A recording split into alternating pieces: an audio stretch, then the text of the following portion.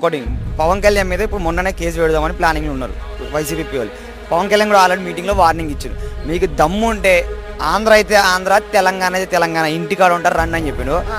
మీ fans మేము చెప్తున్నాం, దమ్ము ఉంటే వైసీపీ పార్టీ వాళ్ళు ఇంటిగా వీకంత ధైర్యం ఉంటే చెప్తున్నా, వీడు కెమెరా ముంగనే ఇంటికి వీకంత దమ్ము ధైర్యం ఉంటే ఆయన గేట్ ముట్టుకోరు. వైసీపీ పార్టీ వాళ్ళకి చెప్తున్నా, ఆయన గేట్ ముట్టుకోరు. వైసీపీ నాయకులు హైదరాబాద్ తిరుగుతురుగా, హైదరాబాద్ తిరుగుతురు కార్లలో, ఇంకా జగన్ రావాలి అని స్టిక్కర్. ఆంధ్రాకి వచ్చినాక మాట్లాడండి, చూపియండి మీ ఫ్యాన్స్ సత్తా, అది ఇది దమ్ముంటే.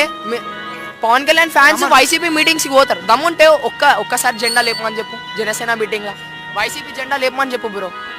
వాళ్ళు మీటింగ్లు అవి పెట్టి వాళ్ళ వెనకాల చెంగు చోటుగా డబ్బులు తీసిచ్చి గెలుచుకున్నారు తప్ప అభిమానంతో ఎవడో ఓటేయలేదు. వాళ్ళు ఇచ్చిన డబ్బులు కాసుపడేసారు.